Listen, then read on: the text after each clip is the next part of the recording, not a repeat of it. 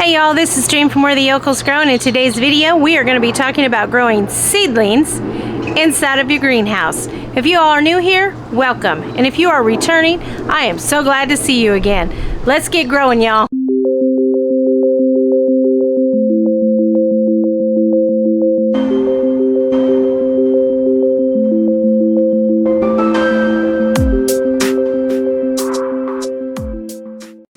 Okay, y'all, I got myself, my mic, and my camera turned around. So we're going to go in this greenhouse first. Then we're going to go around the corner to another greenhouse. We'll go to this greenhouse next, and then we'll finish over here. We'll finish over there with the first seedlings. So let's talk about these seedlings because these are the newest ones. So the first thing I want to tell you, when you're starting seedlings, you can use a seed starter if you want. Let me get in close to these. You can use a seed starter if you want, but I recommend a good potting mix over a cheap seed starting mix. Now, most of the cheap seed starting mixes we see in the store are Jiffy's organic mix, and there's absolutely nothing wrong with that. The only problem is you're going to have to add some kind of slow release fertilizer in it to continue to feed your seedlings because it has zero food in it. Or you're going to need to buy yourself an expensive seed starter, and a good one starts out at about $20 a bag. Personally, I use Oceans of Maine's seed starting mix, and I absolutely love it. I'll show you these seedlings and then the tomatoes next door, and they were all grown in that. These have all been grown in it. They do phenomenally well, and that's what I would recommend. But if you can't get that, find you a good potting soil, and that will continue to feed your seedlings. Back to this, talking about how to grow these seedlings inside of this greenhouse. Now, you can see, I'm gonna back up just a minute again. This is clear plastic. You see that clear plastic? This one is not, and we're going to do a mini review after we talk about growing these seedlings about both of these greenhouses. This greenhouse is an 8x6, and as you can see, it can hold quite a bit. If it is cold, it has to be heated, okay? That's the first thing I'm going to say. So you don't want to heat it with something that is going to beat down on your seedlings as they come out. We'll talk about that here in just a minute. First, let's talk about this clear plastic. If you're going to grow seedlings in a greenhouse such as this with this clear plastic, take yourself down to your local thrift store, get you a queen size white sheet, and as long as you don't have like high winds, you're going to need to kind of provide some shade for your seedlings when they first come up out of the soil, because it gets very hot in these. Even though this is a cheaper one than this one over here, they still get very hot. And if the sun is beating down on your little seedlings as they're peeking their little heads out, I promise you they will get sunscalded, they will become stressed out, and they will die. Okay? There's several ways your plants can die inside of a greenhouse.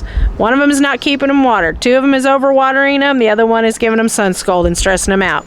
So, I recommend when you are growing seedlings, just seedlings, not plants that have to be up-potted or they have been up-potted, but when you're starting out with your seedlings, I recommend underwatering trays. Anything I discuss in this video that I can link in the description box, I will. I got these on Amazon. To me, they were a little expensive this year. I bought 10 of them, and I believe they cost me somewhere between $17 and $20 with shipping and everything to get them here. I got 10 of them. Last year, I bought the same thing, got free shipping, and got 10 of them for $10.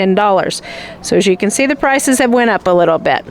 So I'm going to give you 3 examples of how I start my seedlings. I start them 3 different ways. These particular are 4-inch, yes, they are 4-inch pots. And I start seedlings in those. I start seedlings in those. I also have some seed starting, what I call them cells. I start them in there, and then I've also got some that I've gotten from Dollar Tree.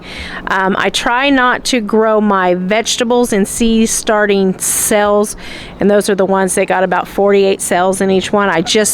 For me personally, I just don't like them. I prefer these bigger containers. I guess I'm hungry. I don't know, maybe. Anyways, so when you start your seeds and they come out of the ground, they come out of their little soil. You see how these are just popping up right here?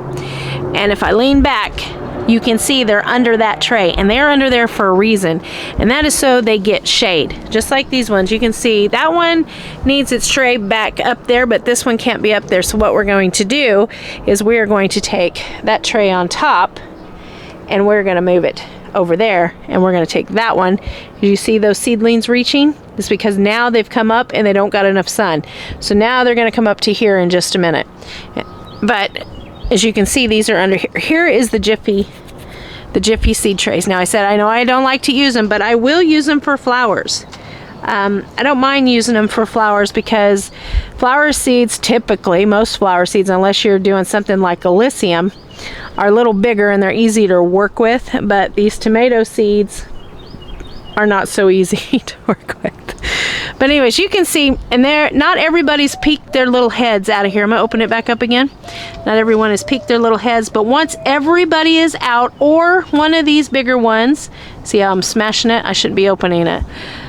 Have reached the top, like these ones down here. These are getting ready to come. I'm getting ready to take this off. I'm going to take that off to keep them from burning even more. Now I want to show you the difference. You see how big these are? These leaves? These because these are their true leaves, and I'm not so scared about them getting as much sun because I'm trying to do two things with them. I'm trying to harden them off, which is the wind coming in and kind of beating them up a little bit, and that strengthens their roots down here because we don't want to put them into the garden when their root system is not strong enough to go into the garden, and their stems right here are not thick and strong. You know, they haven't built their muscles up. They haven't done enough exercising. We don't want to put them in there just yet when they're little bitty, and I'll show you a little bitty plant. We don't want them in the garden just yet, so that's why they're up here at the top. Both of these trays are up here at the top, and by Sunday, hopefully they will have gotten enough wind and you can see them blowing around, and they become strong enough and they will end up in the garden. But when they're itty bitty, like this guy right here, we don't want him to get as much sun on his leaves. And you can see this guy, he's just now starting to get his second leaves on him. As where these are just baby plants, and so we don't want them up here up top. So how I heat this with this greenhouse, I upped my game on heating my greenhouses this year. And I'll show you an example of what I used to use and what I use in the smaller greenhouse, because these little heaters are too big, is too much heat. Oh, dogs. It's too much heat for that tiny little greenhouse. But I got these little heaters. They're indoor, outdoor heaters. They've got kind of a little adjustment. You can turn it all the way down and still leave it on. Turn it up, you'll hear it come on. There it is. But it has a sensor on it. It knows how hot or how cold it is. And so you can turn it to where you want it and walk away from it, and it comes on and off. And that keeps it heated, and that little heater works just fine in there. So let's go around here to the smaller one. I want to show you this. This is the first, well, it's not the first greenhouse. I had one smaller than this, but this is the one I've had the longest. And I want to show it to you for those of you who don't grow a lot, or not going to start a lot of seeds, or you have a smaller space. It is an 8x4. And it's really good for small spaces. You can grow a lot of stuff in it.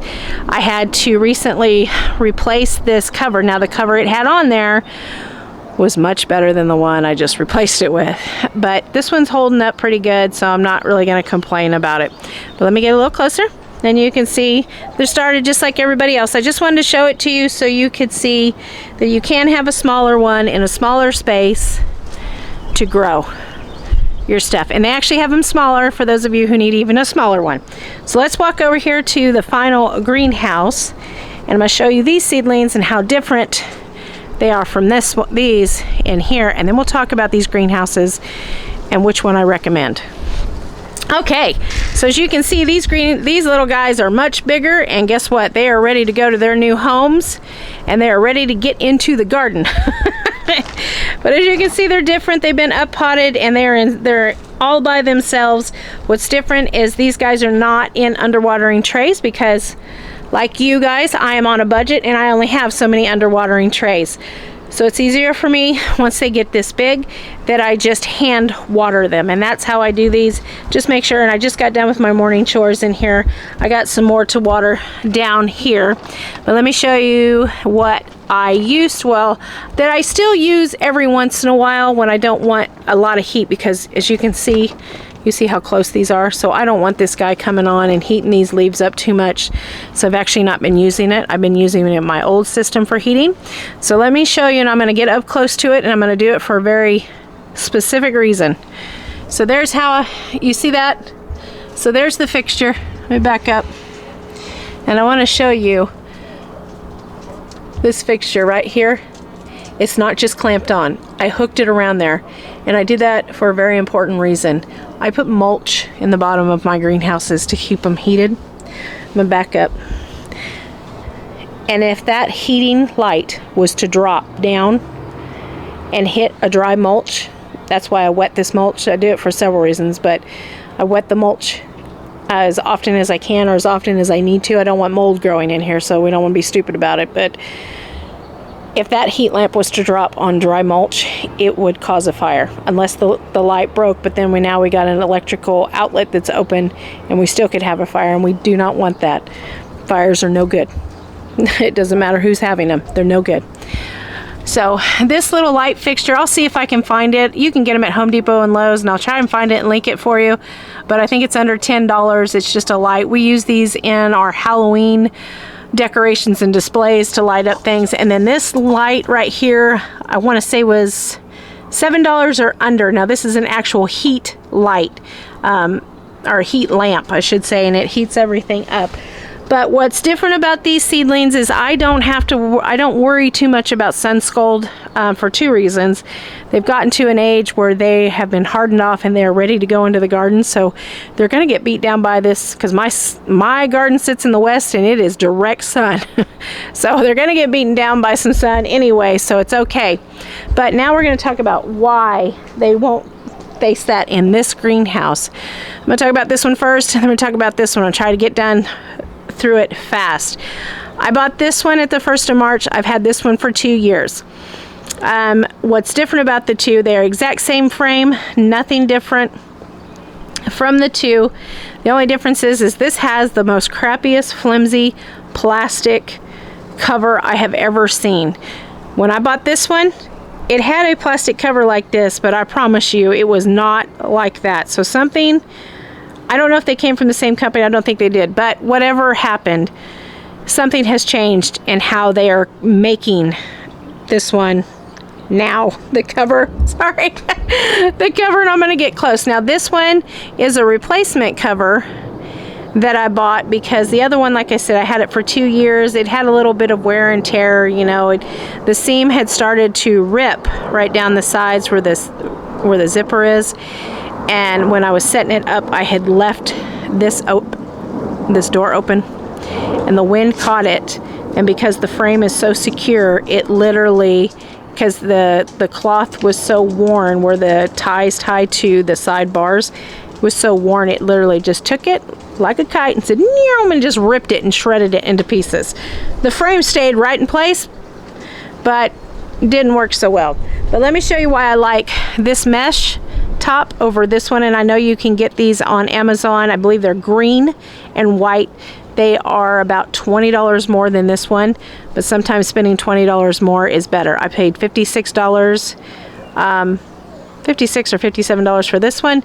Originally I paid $70 for that one, and then the new cover was $40. So let me show you the difference between the two.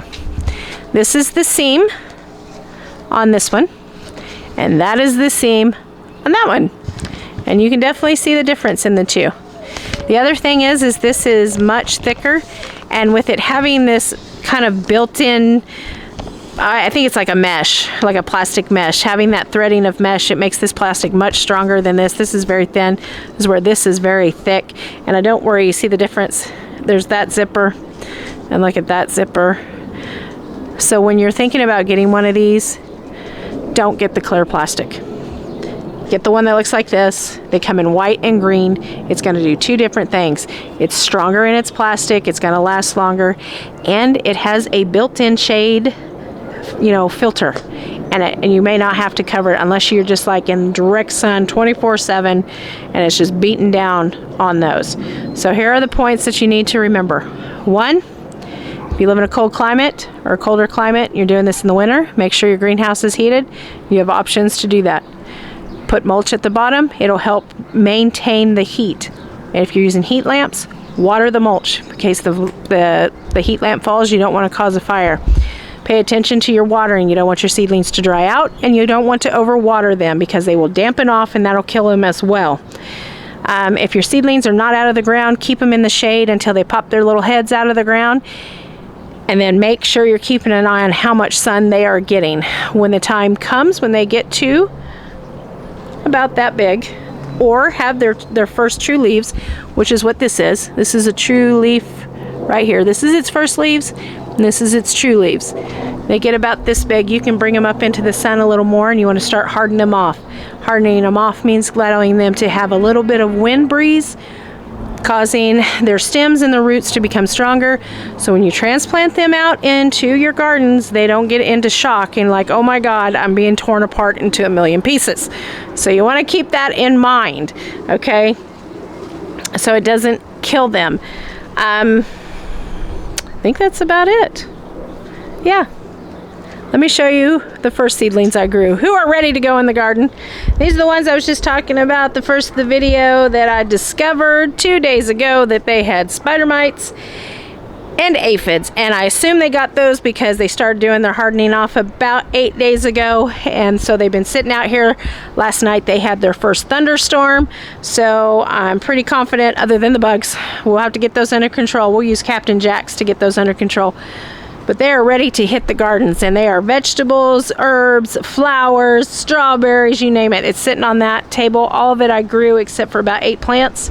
And that's these, I got some ancho chilies and gypsy peppers, and of course this flower. I didn't grow that one. But if you all are growing your seedlings in greenhouses, not the big tunnels, guys, okay? We're talking to new beginners and new gardeners in this video. People who are gonna buy these kind of greenhouses. If you have any suggestions or any suggestions or how you set up your greenhouses, how you do your greenhouses, let us know down in the comments. The one thing I'm going to say that I know you noticed in my greenhouses, I do not have heat pads and I do not have grow lights. In my personal opinion, in these, if you are paying attention to what's going on in your greenhouses, you don't need grow lights and you don't need heat pads to germinate your seeds. Once these are closed, if you have set them up good and you have heat source, it will heat up enough in there. And if you don't believe me, get yourself a thermometer, put it inside your greenhouse, and I guarantee if it's 30 degrees outside of your greenhouse and you have your greenhouse set up the right way with heating source and the doors have been closed, you look at that the thermometer, I guarantee it's at least 70 degrees or higher in these greenhouses. So that's why you see these doors open too. They need air as well. So we don't want to overheat them because that'll kill them as well. It'll dry them out and kill them. But if you have any comments any suggestions, please put them down in the comments. I would love to hear from you. If you have any questions, please put those down in the comments as well. I am happy to answer any questions that you may have. Hey you all, I hope you enjoyed learning how to grow your seedlings inside of your greenhouses. And if you found value in this video today, please be sure to give us a like and a thumbs up. And if you're new here, please remember to hit the subscribe button and notification buttons because new videos are posted often. And until I see you in the next video, you all keep growing and enjoy this sunshine, North Texas. Bye-bye.